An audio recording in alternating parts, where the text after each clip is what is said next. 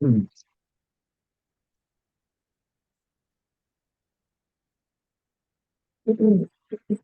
प्रश्न करेंगे।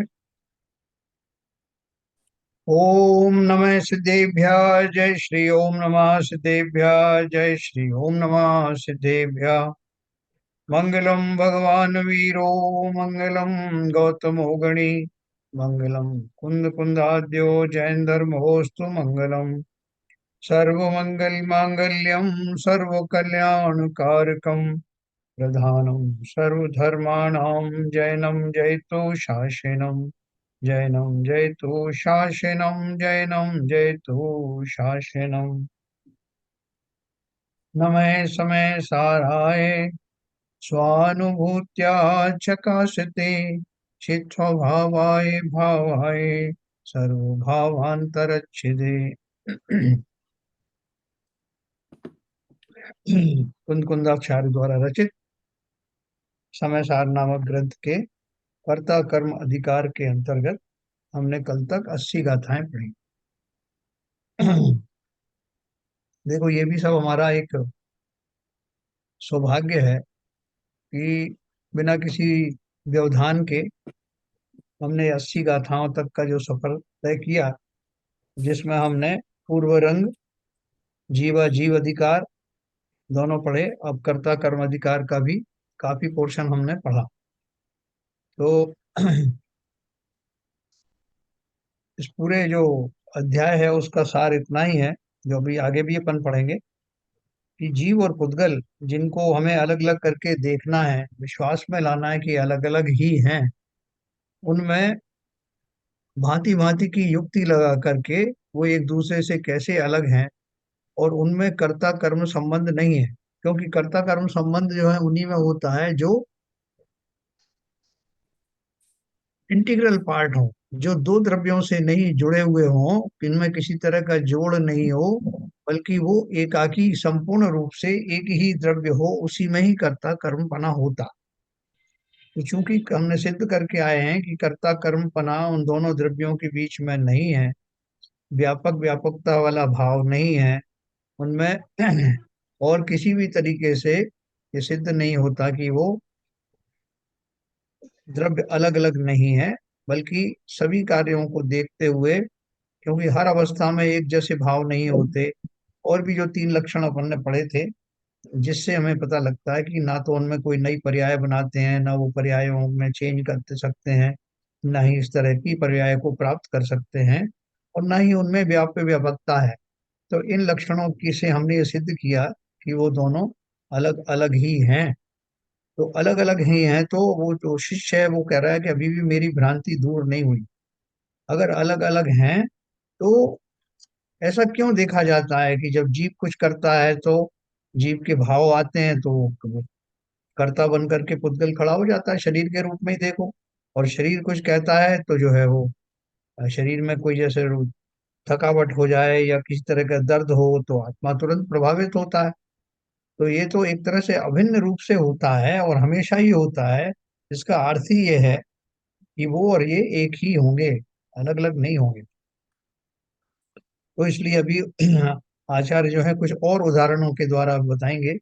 हमने कल जो है ये 80 गाथा तक जो पढ़ा था, उसके हमारी टीका अभी चल रही थी, वो अपन चालू करें।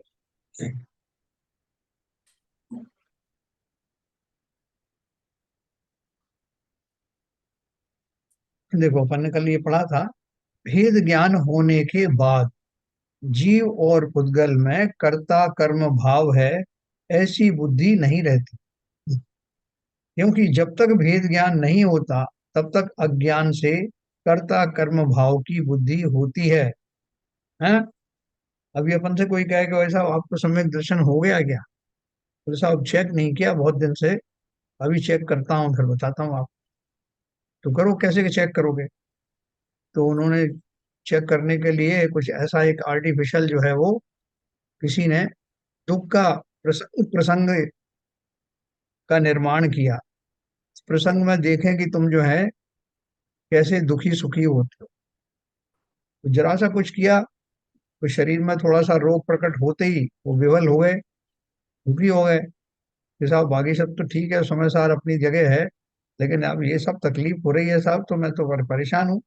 जब तक ये मेरी तकलीफ दूर नहीं होती मैं और कोई काम नहीं कर सकता। तो फिर उनसे पूछा, वेद विज्ञान हुआ क्या? बोले साहब अभी तो लग रहा था मुझे, लेकिन अब मुझे लग रहा है कि नहीं हुआ।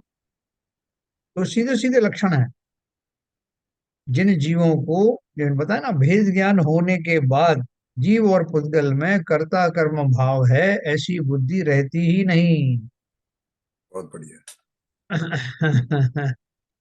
क्योंकि जब तक भेद ज्ञान नहीं होता तब तक अज्ञान से कर्ता कर्म भाव की बुद्धि होती। एक स्टेज तो हो सकती है कि जैसे अभी हमारी स्टेज चल रही है कि हमें हमें लग तो रहा कि ऐसा है, लेकिन विश्वास नहीं हो रहा। तो विश्वास नहीं होना ही तो वेद ज्ञानी नहीं होना है। तो वो विश्वास जब हो जाएगा और इस लेवल पर हो जाएगा कि जैसे हम अपने मुंह में जो है ग्रास डालते हैं, अंधेरे में भी डालते हैं तो मुंह में ही जाता है, उसको कहीं खोजना नहीं पड़ता साहब, गलती से नाक में चला गया, कान में चला गया।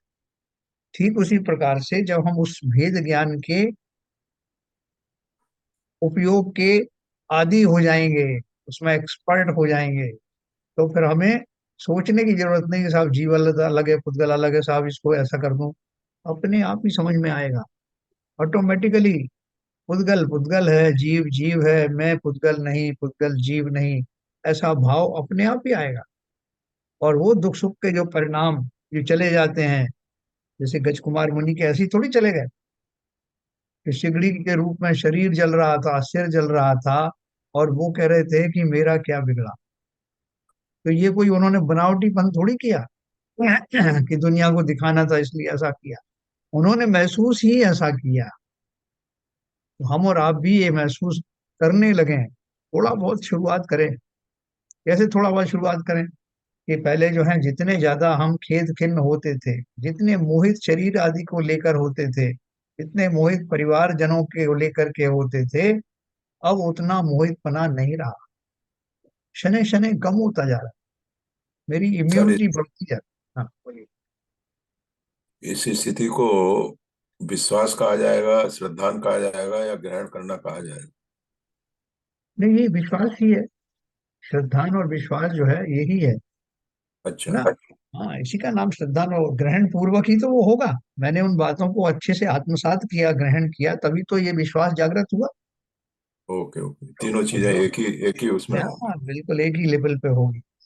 विश्वास ओके। पूर्वक उपदेश का ग्रहण किया का अर्थ ही ये है कि मैंने, जैसे जीभ पर रखे हुए द्रव्य जैसे उसको एब्जॉर्ब कर लेती है जवान, ठीक उसी प्रकार से, या चिकने घड़े के ऊपर डाली हुई बूंद, घड़े के ऊपर डाली हुई एक बूंद भी पूरी तरह एब्जॉर्ब हो जाती है, ठीक उसी प्रकार से जिस समय मुझे ये भाव ग्रहण होगा, आत्मसात होगा, तो श्रद्धा कैसे नहीं बदलेगी, अवश्य ही बदल जाएगी। बहुत बढ़िया। तो क्योंकि जब तक भेद ज्ञान नहीं होता तब तक अज्ञान से कर्ता कर्म भाव की बुद्धि होती है। यद्यपि जीव के परिणाम और पुद्गल के परिणाम के अन्योन्य यानी परस्पर निमित्त मात्रता है, तथापि उनके कर्ता कर्मपना नहीं है, ऐसा अब कहते हैं। देखो इतनी मेहनत उनको क्यों करनी पड़ी आचार्य को? क्योंकि जैसा भी आपने कहा कि हमें जो है कान से तो सुनाई दे गया कि आपने क्या कहा, उसका अर्थ भी समझ में आया कि वो क्या कहना चाहते हैं, लेकिन हमारे विश्वास के लेवल पर ग्रहण कहाँ हुआ। तो इसलिए वो तरह तरह की युक्तियों से, तरह तरह की गाथाओं से वो विश्वास, वो श्रद्धा उत्पन्न करने का प्रयत्न कर रहे हैं। अभी देखो अगली जो मैंने तीन गाथाएं पढ़ी थी उसको मैं हिंदी वाला आपको पढ़ के सुनाता हूँ, उसका अर्थ होता है। यद्यपि जीव के परिणाम, ये पुराना वाला है, यद्यपि जीव के परिणाम और पुद्गल के परिणाम के अन्योन निमित्त मात्रता है, तथापि उनके कर्ता कर्मपना नहीं है, ऐसा अब कहते हैं। तो क्या बताया उन्होंने? जीव भाव हेतु पाए पुद्गल कर्म रूप जो परिणमे, उद्गल कर्म के निमित्त से जय जीव भी त्यों परिणमे। जीव कर्म गुण करता नहीं, नहीं जीव गुण कर्म ही करे, अन्योन्य के ही निमित्त से परिणाम दोनों के बने। इस हेतु से आत्मा हुआ करता स्वयं निज भाव ही, उद्गल कर्म कृत सर्व भावों का कभी करता नहीं। देखो उसका और अर्थ दिया गद्य में। उद्गल जीव के परिणाम के निमित्त से कर्म रूप में परिणमित होते हैं, तथा जीव भी पुद्गल कर्म के निमित्त से परिणमन करता है।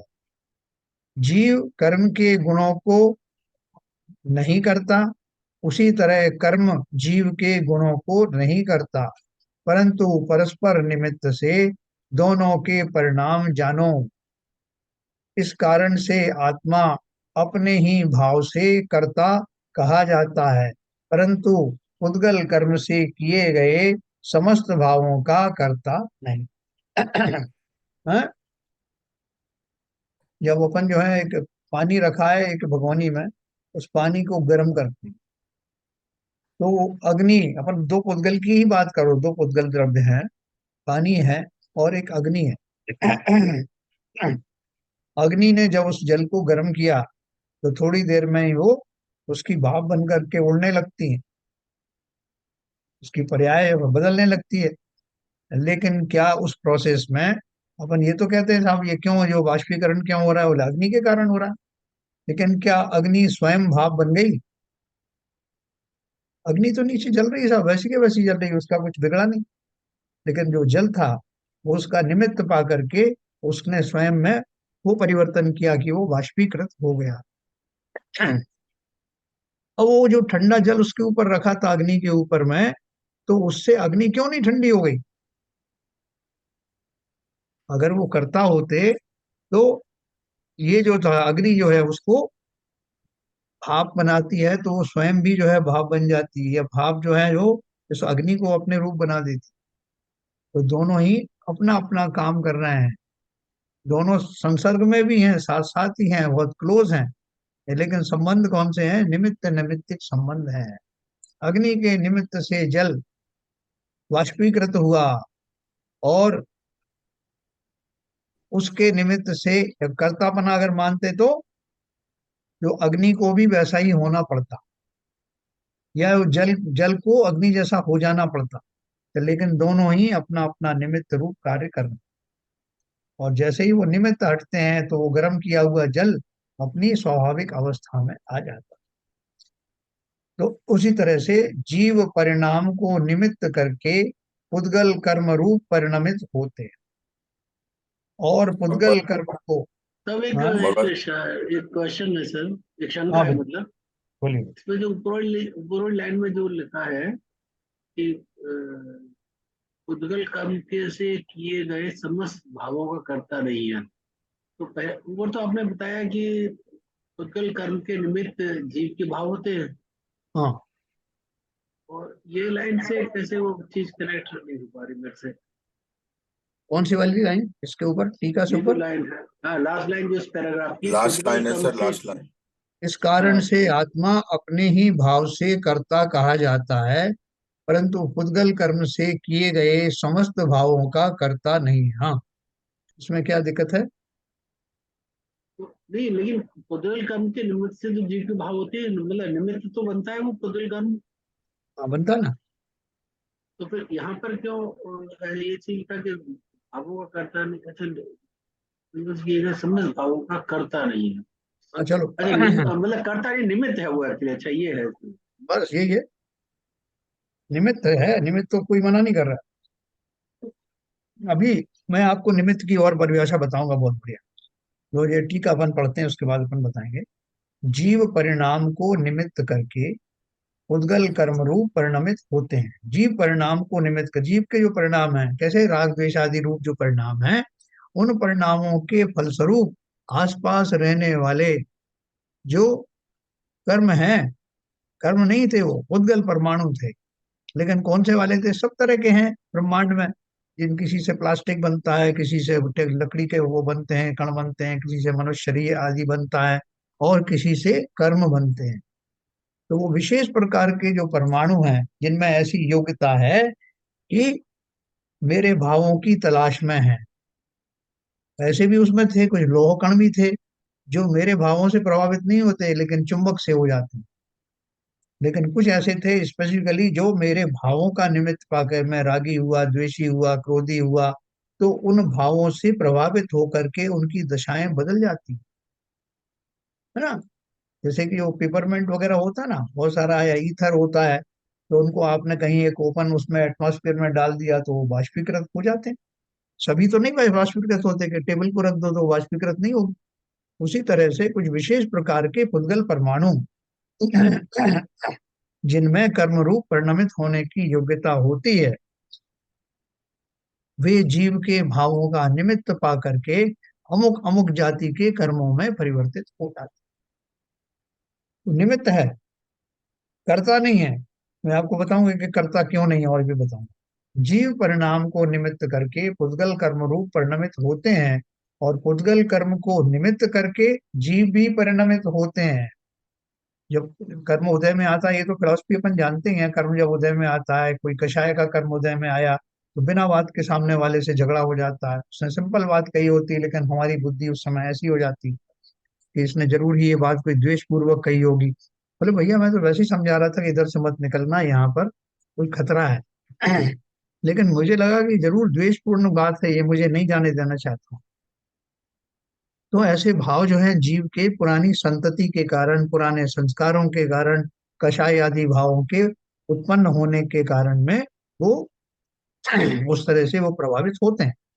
तो निमित्त निमित्तिक संबंध है कि हमेशा ऐसा नहीं होता। उसके उदाहरण मैं आपको दूंगा। इस प्रकार जीव के परिणाम के और पुद्गल के परिणाम के परस्पर हेतुत्व का उल्लेख होने पर भी जीव और पुद्गल में परस्पर व्याप्य व्यापक भाव का अभाव होने से, व्याप्य व्यापक भाव को आपको बहुत अच्छे से समझाया था कि जिस तरह मिट्टी जो है पूरे घड़े में संपूर्ण रूप से व्याप्त रहती है। क्योंकि एक परिभाषा ये भी है कर्ता कर्म बनेगी कि कर्ता कर्म पना उसी द्रव्य में होगा जिसमें वह द्रव्य उसकी समस्त पर्यायों में पाया जाए। एक भी पर्याय ऐसी नहीं होगी जिसमें वो नहीं पाया जाए। जैसे सोने के आभूषण बनाने में, चाहे चूड़ी बनाओ, चाहे हार बनाओ, चाहे कंगन बनाओ, हर पर्याय में वो सोना विद्यमान होगा। अगर ऐसा कहीं भाव मिलता है तो वो उसका करता है, ये व्यापी व्यापक भाव। तो ऐसा तो होता नहीं। ये मैं पूरा पढ़ता हूँ, फिर आपको और उदाहरण बताऊंगा। इस प्रकार जीव के परिणाम के और पुद्गल के परिणाम के परस्पर हेतुत्व का उल्लेख होने पर भी जीव और पुद्गल में परस्पर व्याप्य व्यापक भाव का अभाव होने से जीव को पुद्गल परिणामों के साथ और पुद्गल कर्म को जीव परिणामों के साथ कर्ता कर्म पने की असिद्धि होने से मात्र निमित्त नैमित्तिक का भाव का निषेध न होने से, मतलब हम उसका मना नहीं कर रहे हैं। आचार्य क्या बोल रहे हैं, हम ऐसा नहीं बोल रहे हैं इनका कोई संबंध नहीं है, लेकिन कर्ता कर्म संबंध नहीं है। हाँ, निमित्त निमित्तिक संबंध का हमने मना नहीं किया। परस्पर निमित्त मात्र होने से ही दोनों के परिणाम होता। इसलिए जैसे मिट्टी द्वारा घड़ा किया जाता है, अर्थात जैसे मिट्टी ही घड़ा बनाती है, उसी प्रकार अपने भाव से अपना भाव किया जाता है। इसलिए जीव अपने भाव का कर्ता कदाचित होता है? परंतु जैसे मिट्टी से कपड़ा नहीं किया जा सकता, उसी प्रकार अपने भाव से परभाव का किया जाना अशक्य है। इसलिए उद्गल भावों का कर्ता तो कदापि नहीं हो सकता, यह निश्चय है। देखो, इन्होंने एक जो शब्द कल आरपी जन साहब पूछ रहे थे ना, उन्होंने एक बारीक बात पकड़ी थी। इसमें क्या लिखा है, जीव अपने भाव का कर्ता तो कदाचित होता है। वो कदाचित क्यों लिखा है इसमें, और आगे क्या लिखा, उद्गल भावों का कर्ता तो कदापि नहीं हो सकता। ये दोनों शब्दों का भेद मैं आपको बता दूं। देखो, एक जो पहले के जमाने में एक नौटंकी होती थी, तो ज्यादातर जो है लड़कियां जो है वहां पर वो स्टेज पर नहीं आती थी, पुरुष ही वेश बदल बदल करके स्त्री का रूप भी धारण करते थे। नौटंकी वगैरह जो होती थी, आपने किसी ने देखी होंगी। उसमें जो गाने वाने भी गाए जाते थे बैकग्राउंड में, तो वो भी जो है लड़के गाया करते थे। कम उम्र के लड़कों से जिनकी भाषा को स्त्रियों से मिलती जुलती होती है, उनसे वो गाने गवाए जाते। अब वो गाने कैसे कि उन्होंने से गवाए गए जो श्रृंगार रस में डूबे हुए उसके भाव थे। बालक ने गाया। बालक खुद नहीं जानता था कि उसके उन शब्दों का अर्थ क्या है, उनके भाव क्या है। लेकिन सामने बैठी हुई जो पब्लिक थी, उनमें से कुछ लोग जो उन शब्दों को जानते थे, वो विकारी हो गए।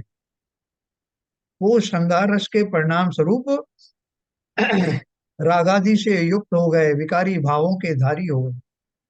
सभी की गारंटी नहीं, लेकिन कुछ हो गए। लेकिन वो जो वो गाना गा रहा था, वो स्वयं भी नहीं हुआ, क्योंकि उसको पता ही नहीं था कि इन शब्दों का क्या अर्थ। इस पूरे प्रोसेस में आप देखिए, जो विकारी हो गए, वो पौद्गलिक शब्दों के निमित्त से विकार को प्राप्त हो गए, लेकिन सब नहीं हुए। और जरूरी नहीं है कि सब हो भी जाएं, इसलिए कदाचित कहा। निमित्त निमित्तिक संबंध का अर्थ ये नहीं है 100% जैसा है वो सब में वो वैसा ही होगा। किसी में हो सकता है, जिनमें हो गया उनके लिए वो निमित्त बने, जिनमें नहीं हुआ उसमें उसमें निमित्त कहाँ बने। जैसे वो हमारे बीवी जैन साहब कहते हैं ना, कि जब तक कार्य हुआ नहीं तब तक निमित्त काय का। तो निमित्त भी कहते ही उसी को है, जब उसने अपना कार्य कर दिया, यानी उस रूप से लोगों का भाव बिगड़ गए, तो वो बालक के जो वचन थे वो उसमें निमित्त कहे जाते हैं। अब वो भिखारी हो गए, जो लोग हो गए। इसमें जो आप जो बता रहे हैं एग्जाम्पल, हाँ, उसमें तो भाव, मतलब वो भाव के लिए कदाचित नहीं है, उसको वो निमित्त के लिए कदाचित है। वो निमित्त है, वो कदाचित हुआ एक्चुअली, मतलब वो हर एक के लिए निमित्त नहीं है। हाँ, यही पर तो बात कर भाव रहे तो जब नहीं, भाव तो जब भी आएंगे, वो तो अगर निमित्त है मौजूद, तो भाव आएंगे ही आएंगे, वो कदाचित हैं। अरे, नहीं होंगे। अरे सब भिखारी थोड़ी हो जाएंगे, सब जो जीव भिखारी हो जाएंगे सभा में जितने बैठे हैं। नहीं, वो भाव किस तरह के आते हैं, भाव की जीव का भाव कैसा बनता है वैसे। मैंने किसी चीज को देखा और मेरा भाव अलग टाइप का बना, करुणा का बना, किसी का हिंसा का बना, किसी का कैसा भाव बना, वो भाव तो अलग अलग तरह का हो सकता है। अभी जो अपन उदाहरण दे रहे हैं उसको वहीं तक लिमिटेड रखिए। अभी मैं वो उदाहरण दे रहा हूँ विकारी भाव, मतलब जो श्रृंगार रस से युक्त वाले भावों की बात कर रहा हूँ। बाकी भावों की बात करेंगे तब दूसरे तरह का निमित्त बनेगा। नहीं, पर अब इस एग्जाम्पल में सर वो निमित्त कदाचित नहीं बना है एक्चुअली, वो जो घटना है, जो जो बालक गा रहा है गाना, हाँ, और वो इसके लिए वो निमित्त नहीं बना है, इसलिए जब निमित्त ही नहीं बना, भाव नहीं बने। कौन निमित्त नहीं बना। वो जो गाना गा रहा है, जो एग्जाम्पल में जैसे आपने लिया, तो वो गाने के हाँ, जो शब्द हैं, हाँ, उसके लिए निमित्त बने और उनमें भाव पैदा हुआ विकार का, या हाँ, जैसा भी भाव पैदा हो, किसी के विकार का हो सकता है, किसी का कैसा भाव हुआ एक्चुअली। हाँ, बराबर। और ये चूंकि उस शब्दों को जानकारी ही नहीं थी, तो वो निमित्त ही नहीं बने हुए। तो तो निमित्त जिनके में, बने उन्हीं की बात तो कर निमित्त रहे में हैं। कंटिन्यूटी, निमित्त, कोई चीज निमित्त बने या ना बने, वो कंटिन्यूटी नहीं, वो परमानेंट नहीं है, वो कदाचित निमित्त बने या कदाचित या 100% बने। नहीं, नहीं, आप कदाचित का अर्थ बता रहे हो। राजा अर्थ ही बता रहा है, मैं ये बोल रहा हूँ कि जीव अपने भाव का कर्ता कदाचित होता है। तो हाँ, ये कदाचित शब्द मुझे यहाँ ठीक नहीं लग रहा है एक्चुअली, क्योंकि कदाचित, अगर भाव हमेशा किसी निमित्त से बनेंगे। एक मिनट, तो आप क्या कहोगे इसमें कदाचित की जगह क्या शब्द होना चाहिए। जीव अपने भाव का जीव, कर्ता हमेशा होता है। जो हमने हमेशा पहले भी होता है। पढ़ा ना कि भाव का, जीव जीव भाव का करता है। देखो, ये तो वो हमने, तो ये पहले आपने बताया ना। वैसे वैसे तो एब्सोल्यूट टर्म्स में जो आप कह रहे हो वो वही है। जीव अपने भाव का कर्ता होता है, सदा ही होता है। हाँ, सदा ही होता है ना। लेकिन यहाँ बात कर रहे हैं कि निमित्त निमित्तिक संबंधों की जहां तक बात है, सामने जो निमित्त मौजूद है, उस निमित्त को अगर उसने उस रूप से परिणमित हुआ, तो कहते हैं कि उसकी वजह से हुआ। लेकिन अगर उस रूप परिणमित नहीं हुआ, उसी तरह के निमित्त से दूसरे लोग प्रभावित हो रहे हैं मगर ये नहीं हो रहा, तो अपन कहेंगे कि ये प्रभावित भी नहीं हुआ। इसलिए वहां कदाचित शब्द यूज किया है। बाकी तो कोई ना कोई भाव तो हर एक जीव का रहेगा, पर स्पेसिफिकली उस जीव के उस भावों के निमित्त पा करके, उन शब्दों का निमित्त पा करके जीवों में विकार उत्पन्न हो या ना भी हो। जरूरी नहीं कि हमेशा होगा ही होगा, ना भी हो। सर लेकिन इसमें दो स्थिति है। हाँ, एक तो बच्चा जो गाना गा रहा है, एक उसके भाव है, उससे जो हाँ, शब्द निकल रहे हैं, भले ही उसका अर्थ मालूम नहीं है। हाँ, मगर जो आप जो विवेचन कर रहे हैं उसमें दूसरे जीवों के भावों में परिवर्तन जो हो रहा है उसकी बात कर रहे हैं। हाँ, उसी उसमें तरह। से उसमें से कुछ लोगों के भाव तो विकारी हो सकते हैं, हाँ, कुछ लोगों के नहीं हो सकते हैं, इसलिए उसको कदाचित शब्द का उपयोग किया गया है। हाँ, वो वहाँ उस निमित्त की अपेक्षा से बात चल रही है। वैसे तो आप जो कह यस, रहे हो कि भाव तो हमेशा होते ही हैं जीव के, वो तो होते ही हैं। वो और तो हमेशा करता ही है ही जीव वो। हमेशा ही करता है जीव अपने भावों का। लेकिन यहाँ निमित्त नैमित्तिक परिणाम को सिद्ध करना है, नहीं इसलिए बता देखिए, रहे कर्ता जो जो जो बच्चा गा रहा है हैं। उसके जो भाव बन रहे हैं वो तो उसका कर्ता है ही, मगर दूसरे जीव अगर उसके विकारी भाव बनते हैं तो विकारी भाव बनाने में वो कर्ता हुआ, जिसके नहीं बन रहे हैं उसके वो कर्ता नहीं हुआ, नहीं इसलिए हुआ। कदाचित शब्द है। तो ये नहीं, जैसे भी कर्तापना दो अलग अलग जीवों का है। उन भावों की बात कर रहे हैं। देखो, वैसे तो आप कह रहे हो कि वो जीव अपने भावों का कर्ता हमेशा ही होता है, इसमें कोई हमेशा ही शक की होता बात नहीं। इसमें कोई शक की बात नहीं। लेकिन यहाँ निमित्त निमित्तिक भाव का बात कर रहे हैं। अभी जैसे सिद्ध भगवान बन गए, वहां कोई और निमित्त बाह्य निमित्त होते ही नहीं है। लेकिन उनके जो जिस तरह के उनके विचार चलते हैं, उनका जो चिंतन होता रहता है, जैसी जैसा भी रहता है, उसका कोई और निमित्त मिलता नहीं वहां।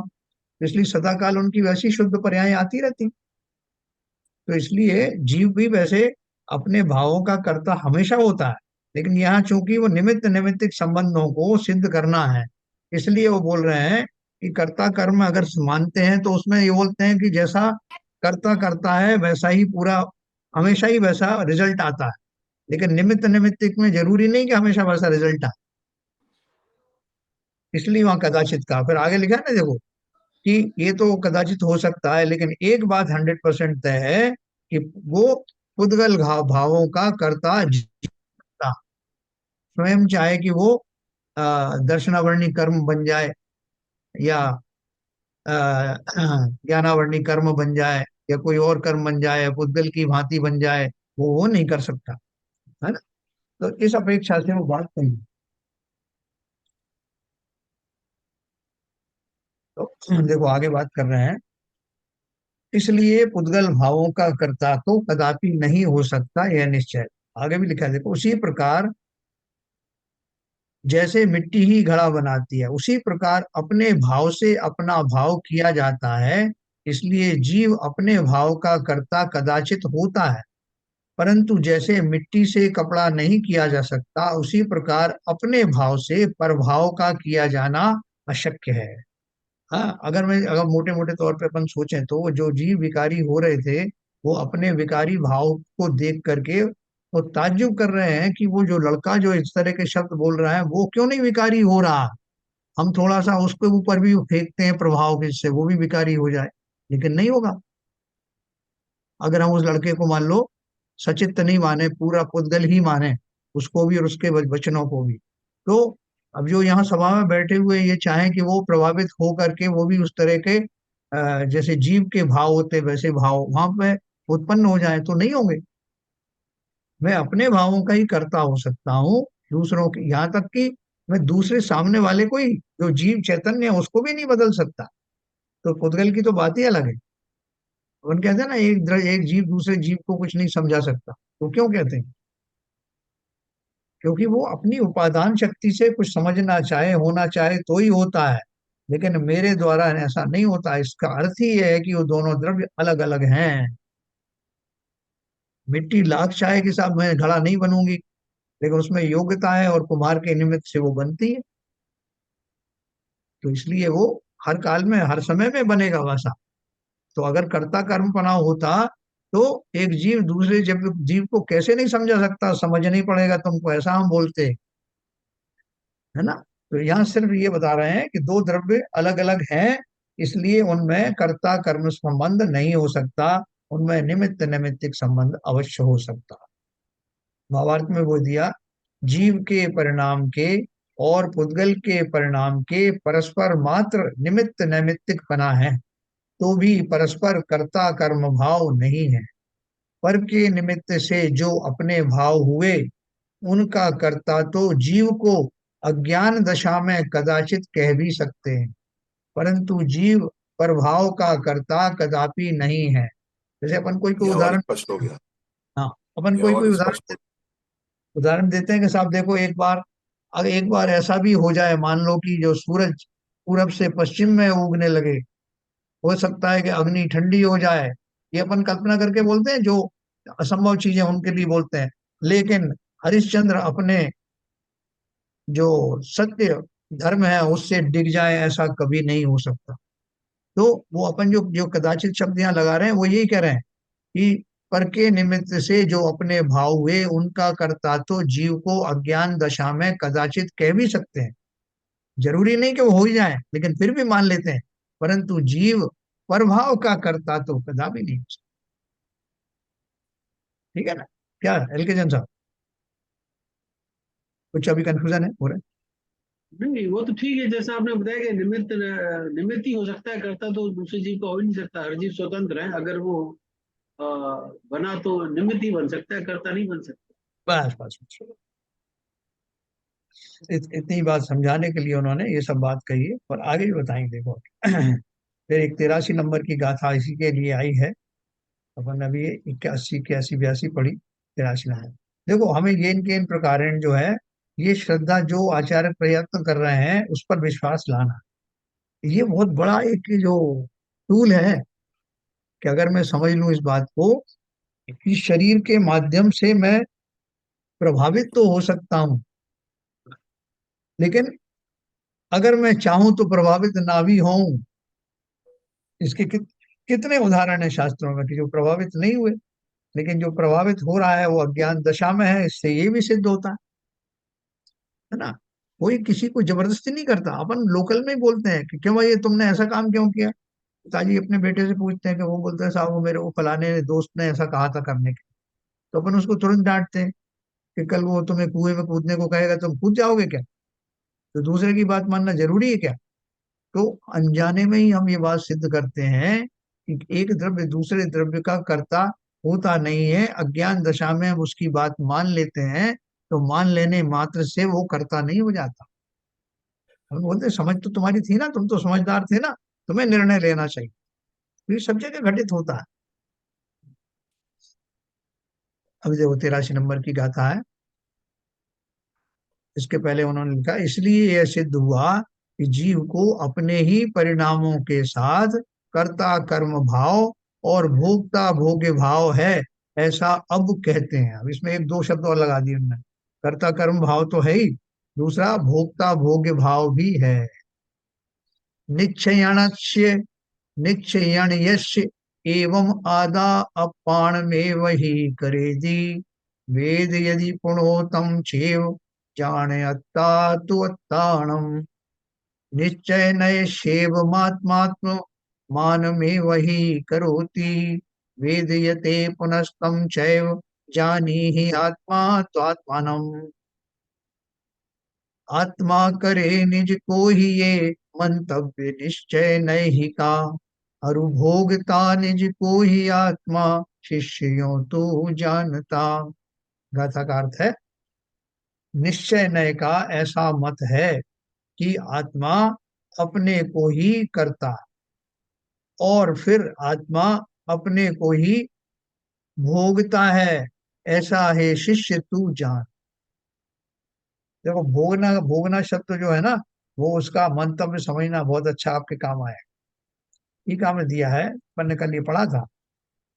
ऐसे उदाहरण दिया था ना समुद्र का, जैसे उत्तरंग और निस्तरंग अवस्थाओं को हवा का चलना और न चलना निमित्त होने पर भी हवा और समुद्र को व्याप्य व्यापक भाव का अभाव होने से कर्ता कर्म पने की असिद्धि है।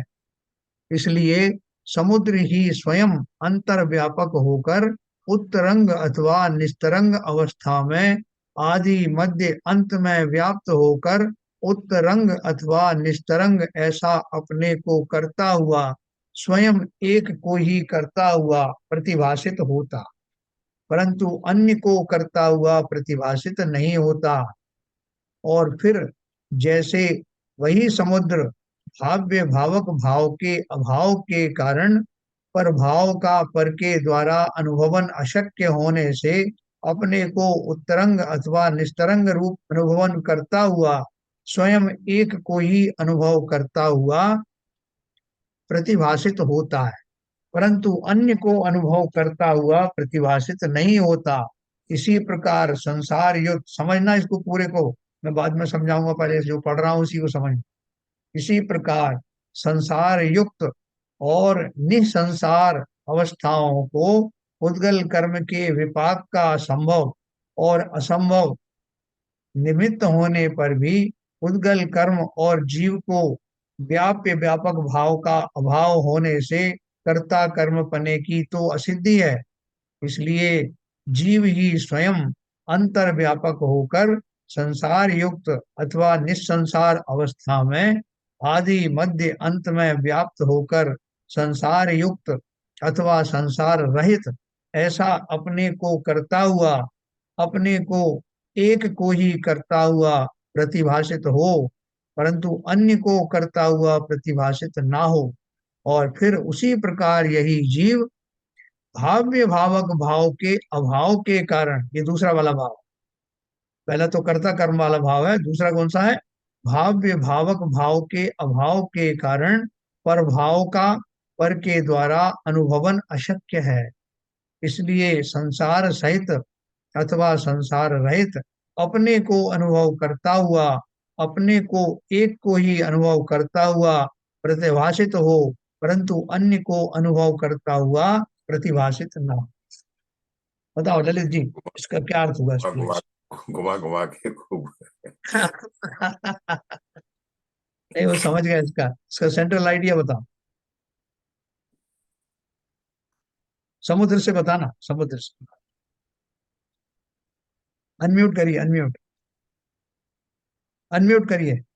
जो हवा है उसका वो निमित्त है एक्चुअली, क्योंकि उसमें व्यापक भाव का अभाव है एक्चुअली, तो वो तो हाँ हवा केवल निमित्त है। जो भी तरंग बन रही है हाँ, वो समुद्र स्वयं अपनी शक्ति से जनरेट कर रहा है, और हवा केवल निमित्त है उसमें। बहुत बढ़िया।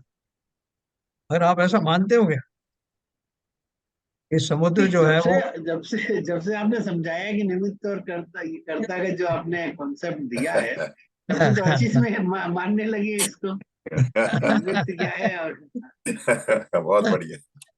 हाँ, नहीं तो देखो अपन को तो लगता है कि भाई साहब समुद्र का क्या क्या उसका दोष है।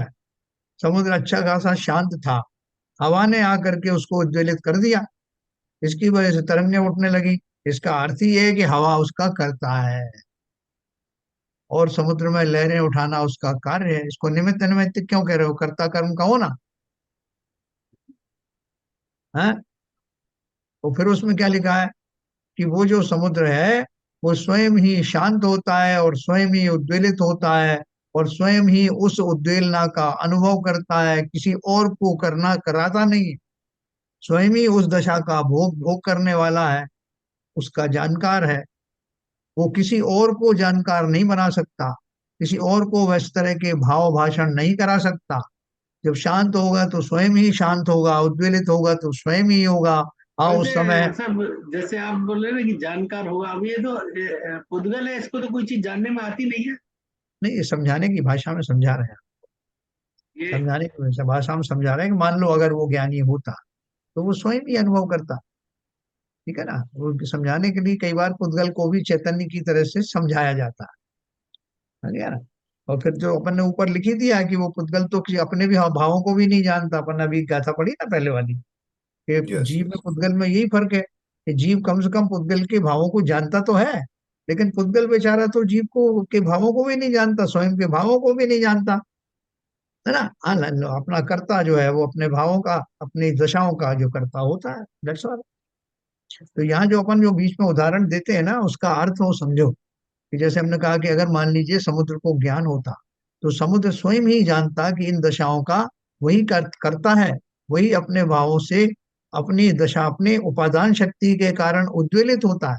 हवा तो बहुत जोर से चल रही थी, पत्थर क्यों नहीं उड़े, पत्थरों में लहर क्यों नहीं आई, तो लहर उसमें ही क्यों आई, क्योंकि उसमें वैसी योग्यता थी।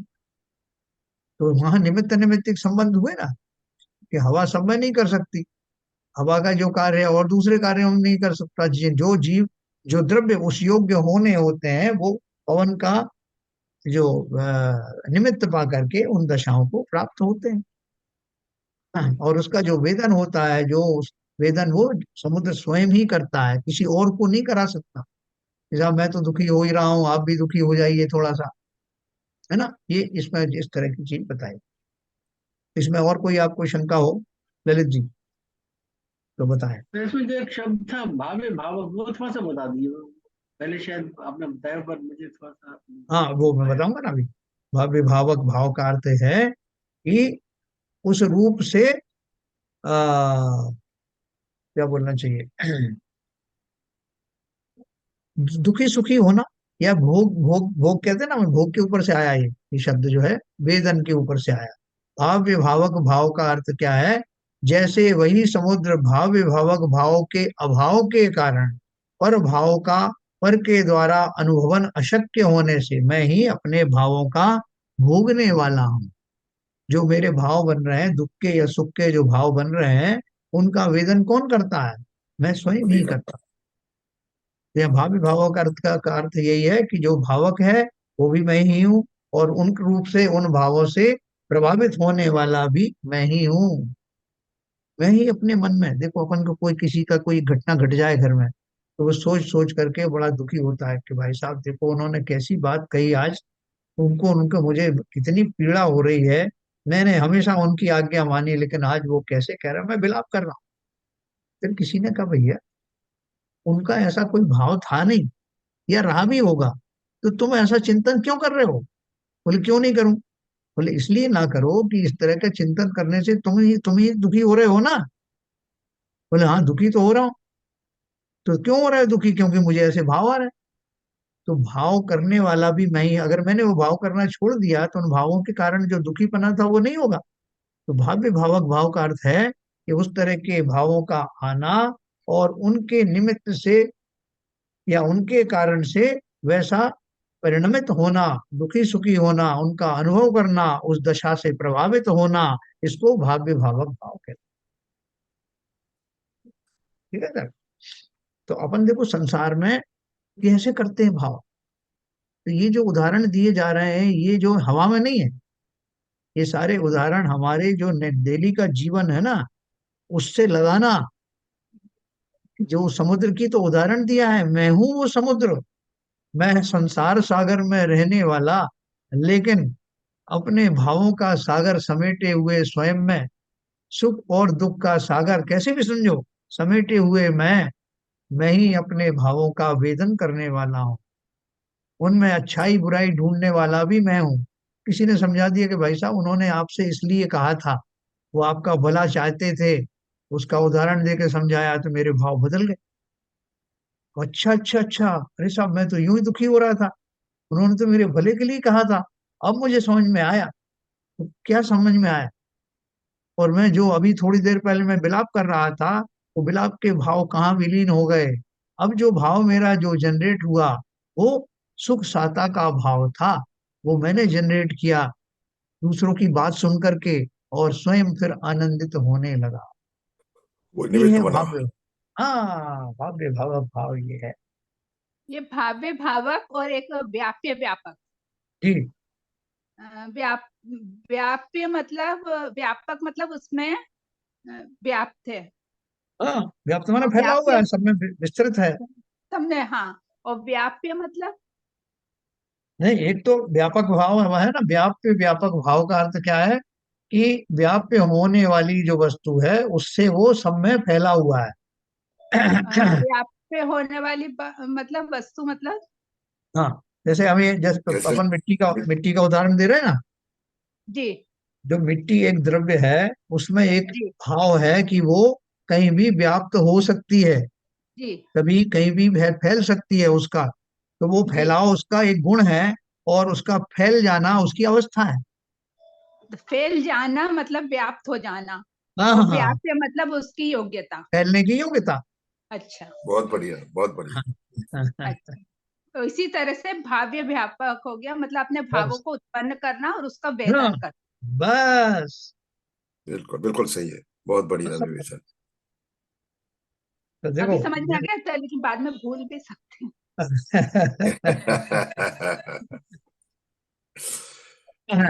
देखो और भी इस तरह के भाव आएंगे, तो उसमें अपन जो उसको अच्छे से समझ जाएंगे। एक बार तो आपकी बात सही है, एक बार उसका अर्थ समझ में आ जाता है तो फिर वो हमेशा के लिए रह जाता है।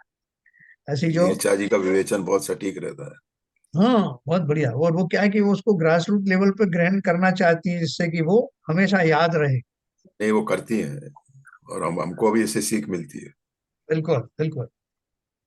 क्योंकि अपन खाली ये अर्थ किसी और के लिए थोड़ी कर रहे हैं कि समझाने के लिए अपन ने कर लिया, लेकिन खुद धारण नहीं किया। स्वयं को धारण करना है। तो देखो हमने अभी इतना बड़ा जो ये सब पैराग्राफ पढ़ा, इस सब का जो अर्थ निचोड़ क्या था, कि जिस तरह से समुद्र का उदाहरण दिया, कि समुद्र जो है वो हमेशा हर अवस्था में तो अशांत रहता नहीं, जनरली वो शांत ही रहता है। लेकिन जब पवन का एक पर्टिकुलर वेग होता है, पर्टिकुलर डायरेक्शन में होता है, तब उसमें उसके निमित्त से जीव अपनी समुद्र अपनी योग्यता से प्रभावित होकर के उसमें उस तरह की तरंगें आती हैं। कभी तरंगें ऊपर होती हैं, कभी नीचे होती हैं, कभी इस साइड में होती हैं, कभी उस साइड में होती हैं। लेकिन योग्यता तो उन तरंग रूप परिवर्तित होने की समुद्र में ही है। और जब वो पवन का वेग थोड़ा सा कम ज्यादा होता है, तब वो उससे प्रभावित नहीं होती, और वो उनसे उनकी जो या तो पैटर्न चेंज हो जाता है या समुद्र शांत हो जाता है। तो ये दोनों दशाओं का अनुभव समुद्र स्वयं करता है। हवाओं को क्या पता कि समुद्र को क्या हो रहा है। वो उस तरह के, अपन कहते हैं भाई साहब आप मेरी जगह होते तो आपको पता लगता कि कैसा दुख होता है, कैसा सुख होता है। क्यों कहते हैं, अंग्रेजी में कहते हैं if you were in my shoes. है, तो क्यों कहते हैं, इसका अर्थ यह है कि मैं ही जानता हूं उस अनुभव का, उस वेदन की का अनुभव मैं ही, एक जीव स्वयं ही कर सकता है, दूसरा उस जैसा नहीं कर सकता।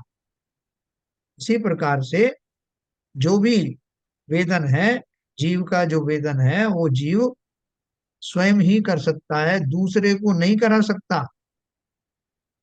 हमारे एक बुआ की एक लड़की थी, छोटी जब थी, जब तो वो बड़ी अबोध थी। उसने अपनी माँ से कहा कि मम्मी जब मैं ये सीढ़ी चढ़ती हूँ ना, तो मेरे घुटने में दर्द होता है।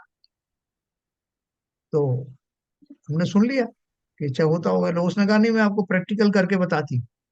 उसने सामने एक सीढ़ी पे चढ़ी और कहा देखो हुआ ना दर्द मुझे। तो अब इससे आपको कैसे पता लग जाएगा कि हाँ दर्द हुआ कि नहीं हुआ। और लेकिन करने वाले ने तो बहुत कोशिश करी कि आप भी उसी भाव रूप परिणमित हो जाएं, लेकिन नहीं हुए। तो ठीक उसी प्रकार से जो भाव्य भावक भाव है, और वेदन की बात भी आई ना इसमें, वो वेदन के भाव को मैं ही जानता हूँ। वो समुद्र किन दशाओं से गुजरा, वो जीव किन दशाओं से गुजरे, उसका वही साक्षी है। वो गज कुमार जी सिगड़ी जलाने पर कैसे भावों से गुजरे, हम खाली अनुमान लगा सकते हैं। क्या अनुमान लगा सकते हैं, साधारण लोग तो कहेंगे भैया एक उंगली जल जाती है तो आदमी पागल हो जाता है दुख के मारे। जिनका सर को ही सिगड़ी बना दिया गया, मैं मान नहीं सकता कि वो दुखी नहीं हुए होंगे, अवश्य बहुत दुखी हुए होंगे। और जिसने लगाई अग्नि उसको वो मरने मारने पे उतारू हो गए होंगे। लेकिन अनुमान क्या है, कि हमें ये पता है आगम के अनुसार कि उनको केवल ज्ञान हुआ और मोक्ष भी हो गया। तो अगर ऐसे संश्लेषित परिणाम होते तो क्या होता केवल ज्ञान। तो हम उनका अंदाज लगा सकते हैं, लेकिन वेदन तो उन्होंने ही किया।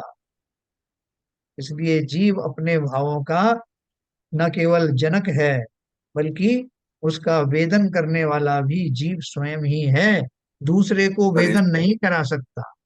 पर इस हाँ स्थिति में गज हाँ कुमार जी को तो वेदन हुआ नहीं, हाँ, मगर हम जो संसारी जीव हैं मुझे बहुत उनको वेदना सुन हुई। के उनको सुन के तो जरूर वेदन हुआ। अभी तक हो रही है। नहीं, बिल्कुल वेदना हुई। हाँ हाँ, अभी तक सोच रहे हैं कि बेचारों के साथ क्या हुआ।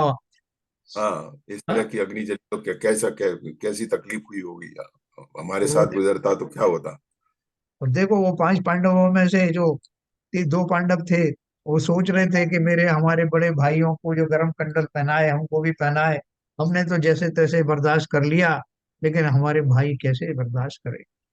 वो ये तीन सोच बोझ चले गए और ये दोनों रह गए। हाँ, उन्होंने अपने भावों को खराब कर लिया, और जिन्हें जाना था उनके भाव कैसे थे, है ना, इससे ही पता लगता है। कि मैं ही अपना करता धरता, मैं ही अपना करता धरता, पर मैं, मेरा कुछ काम नहीं। तो ये सब बातें अपन को बहुत अच्छे से ध्यान रखनी। देखो उसका भावार्थ आ रहा है अभी, और अपने डिसीजन को कंक्लूड करना। आत्मा के परद्रव्य उद्गल कर्म के निमित्त से संसार युक्त और संसार रहित अवस्था है। क्या बता रहे हैं? आत्मा के परद्रव्य यानी पुद्गल कर्म के निमित्त से संसार युक्त और संसार रहित अवस्था है। कर्मों के बिना मुक्त अवस्था है, कर्मों सहित संसार अवस्था है। आत्मा उस अवस्था रूप से स्वयं ही परिणमित होता है, इसलिए वह अपना ही कर्ता भोक्ता है। उद्गल कर्म का कर्ता भोक्ता तो कदापि नहीं है। हैं? अब देखो जो बहुत जगह पे अपनी गाय वगैरह पहले बांधते थे, गाय भैंस बैल वगैरह, तो वो गाय भी उस बंधन के आदी हो जाती थी। तो वो जैसे ही वो फंदा सामने लाता था वो नौकर, तो खुद अपने हाथ से वो उसमें वो सिर डाल देती थी। या जो अपने बैलगाड़ी के ऊपर जो है वो बैलों के ऊपर वो रखते थे ना, जो बैलगाड़ी का जो पोर्शन होता है अगला, वो शहर से उसने सर झुका करके स्वीकार करते थे। तो उनकी आदत पड़ी हुई है। तो जीव उद्गल परद्रव्य यानी पुद्गल कर्म के निमित्त से स्वयं ही संसारी हो जाता है। हथियार डाल देता है, खुद पहुंच जाते हैं खूंटे के पास है। और संसार रहित अवस्था, जब तक आप, क्योंकि उन्होंने अपनी नियति मान ली है कि भैया हमारा तो काम ही है, रोज हमको इस खूंटे के पास ही आना है, रोज हमको इसी तरह बांधा जाएगा। इससे अलग उन्होंने कभी कुछ सोचा ही नहीं। यही हमारी दशा है। हम सब संसारी यही तो सोचते हैं कि भैया संसार में रहना हमारी नियति है, ये कर्म सिद्धांत कर्म चक्र हमारे लिए ही बनाया गया है, और हमें चुपचाप से जो हो रहा है उसे देखना है, स्वीकार करना है, जो सामने आए उसको भुगतना है, और क्या कर सकते। तो आचार्य कहते हैं कि हम ऐसे लाचार नहीं है।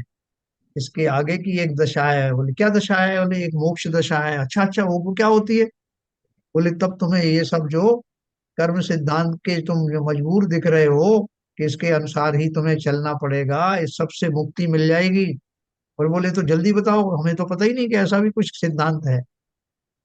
तो वही सिद्धांत बता रहे हैं। आत्मा उस अवस्था रूप से स्वयं ही परिणमित होता है। कर्मों की मौजूदगी में उसका कार्य कुछ और होता है, कर्मों की अनुपस्थिति में वो कुछ और होता है। ये भाई साहब ये बहुत दिन से बड़ा शांत है, तो बड़ा दुष्ट प्रकृति का था, बहुत गुस्सैल था, बहुत दिन से कोई शांत है। बोले आपको इसमें भी अशांति है क्या कि ये शांत है? तो बोले नहीं, हम जानना चाहते हैं कि रहस्य क्या है। रहस्य कुछ नहीं है, उसके पूर्व कर्मों का उदय अभी नहीं आ रहा है, और उसके लिए उसने ही पुरुषार्थ किया। तो इसलिए आत्मा उस अवस्था रूप से स्वयं ही परिणमित होता है, इसलिए वह अपना ही कर्ता भोगता है। उद्गल कर्म का कर्ता भोगता तो कदापि नहीं। जो सुखी दुखी हूं मैं ही अपनी अपनी सोच के कारण दुखी सुखी हूं। हाँ? मन के हारे हार है, मन के जीते जीत, पार ब्रह्म को पाइए मन ही के प्रति। तो इसलिए ये उन्होंने हमको 83 गाथा में ये बताया। 84 गाथा में आपको कल बताऊंगा। ये ध्यान रखिए कि व्यवहार से क्या होता है ना। अब व्यवहार बतलाते हैं। तो क्या व्यवहार बतलाएंगे ये अपन कल देखते हैं। और इसमें आप ये देखोगे कि बहुत सारे जो शब्द हैं वो बदल वही के वही रिपीट होते हैं। जैसे व्याप्य व्यापक भाव फिर से आएगा, भाव्य भावक भाव भी आएगा, है ना। ये सारी चीजें आएंगी लेकिन अलग अलग संदर्भ में आएंगी, और बहुत धीरे धीरे करके। जैसे मैंने बताया कोई रील बनती है तो हाथ उठाने की रील बनती है, तो पहले थोड़ा हाथ ऐसे दिखाएंगे, अगली रील में उससे ऊपर की दिखाएंगे, उससे अगली रील में कब वो पूरा हाथ उठ गया आपको पता ही नहीं चला। तो ठीक इसी प्रकार से बहुत छोटी छोटी गाथाओं के द्वारा आचार्य हमारी श्रद्धा को उतना ही मजबूत करने वाले हैं जितना नीरजा जी चाहती हैं कि हो जाए। हम सब चाहते हैं कि उतना हो जाए, है ना। तो इसको बहुत ध्यान से जो अपन पढ़ेंगे, तो उसमें से मैं पहले जैसे टीका में पढ़ता हूँ, तो टीका में बहुत सारा लंबा चौड़ा विवेचन है, वहीं से समझना शुरू करना, फिर अपन उसकी व्याख्या करेंगे तो सब क्लियर हो जाएगा। वो रहा सा भावार्थ में आ ही रहा है। ठीक है सर। तो उम्मीद है कि सबको आज का कुछ थोड़ा सा क्लियर हुआ होगा। क्या आरपीजन साहब, कुछ हुआ क्या क्लियर? हाँ, क्या कहें आपसे। आप हमसे रोजाना कहलवाते हैं।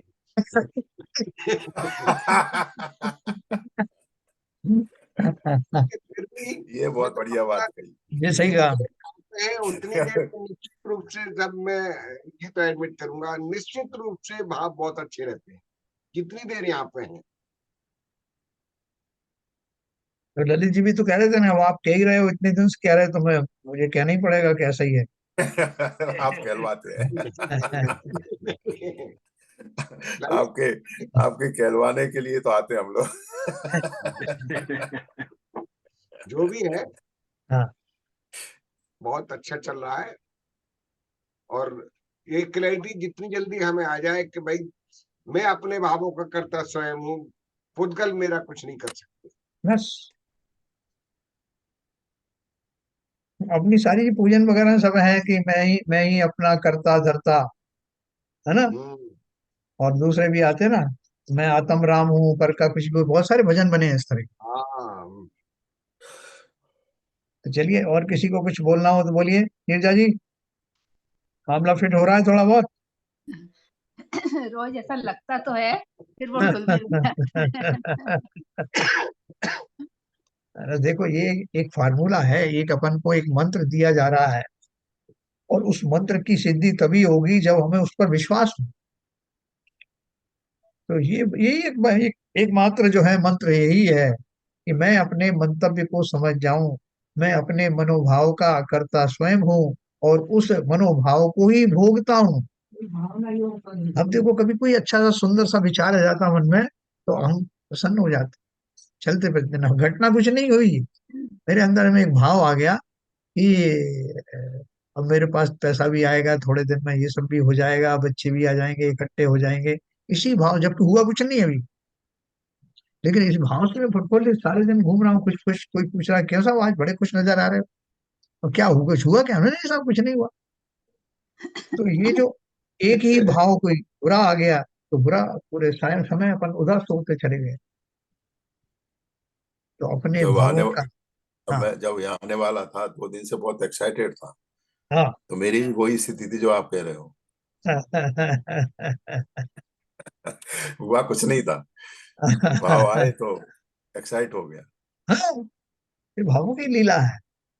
मैं अपने भावों का ही वेदन करता हूँ, यहाँ तक कि जो पंचेंद्रिय के जो विषय हैं, उनको भोगने का अर्थ भी यही है कि मैं भावात्मक रूप से उनसे जुड़ जाता हूँ, कि देखो मैं कितना टेस्टी खाना खा रहा हूँ, देखो मैं कितना अच्छा संगीत सुन रहा हूँ। ये है भाव से वेदन करना, और इसी से मैं उनको भोगना कहता हूँ, यही भोगना है। शारीरिक क्रियाओं का भोगना भोगना नहीं होता। असली भोगना तो उनसे मानसिक रूप से जुड़ करके उस प्रसन्नता का अनुभव करना, जो वास्तविक हो या ना हो, वही भोगना है। वो बड़े कर्म भोग रहे हैं साहब, वो भोग भोग करके पूरा जीवन निकल गया, उनको अपने कर्मों का फल भोग रहे हैं साहब। हम भोगों को दोनों तरह से बोलते हैं, तरह तरह के भोग भोग रहे हैं, या ये अपने कर्मों का फल भोग रहे हैं, दोनों में ही भोग शब्द है। और दोनों का ही अर्थ एक ही है कि मैं मानसिक रूप से उनसे जुड़ गया हूँ, उनके परिणामों में सुख दुख में वैसा महसूस करने लगा हूँ, इसी को भोगना कहते हैं। वरना तो ज्ञानी कहते हैं ना कि चक्रवर्ती ने के इतने 96,000 रानियां और इतने भोग सामग्री होने के बाद भी वो उसे भोगते नहीं। बोले क्या बात कर रहे हो आप, हमें बेवकूफ बना रहे हो, भोगेंगे नहीं तो क्या कर रहे हैं? बोले भैया अगर भोगते तो नरक में जाते। ज्यादातर हमारे चक्रवर्ती हैं, वो सब या तो मोक्ष गए या स्वर्ग गए। इसका अर्थ ही है कि सामग्री होना अलग बात है, उसका वेदन करना, भोगना, उनको उस अपेक्षा से भोगना, उन भावों से भोगना अवश्य ही नरक का कारण है। तो ये फार्मूला कल अपन और डिस्कस करेंगे, ये समझ में आया होगा, चलो ललित जी दिनवाणी स्तुति करें।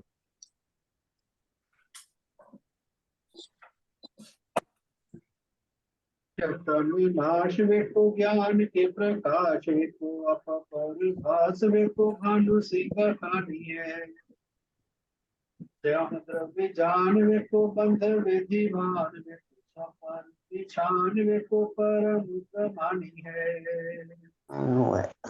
अनुभव बताए वेको जीव के जताए वेको काहू न सताए वेको भवे उम्र आनी है।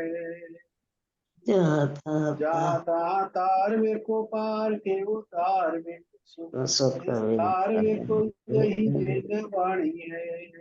ये जिनवाणी वाल ये जिनवाणी भारती तो दुख दिन में तो तेरी शरणा गए सो पावे सुख चैन। या वाणी के ज्ञान से सूझे लोका लो तो वाणी मस्तक धरो सदा देते हैं दो सदा देते हैं दो। जिनवाणी जिनवाणी माता माता की जय। जय।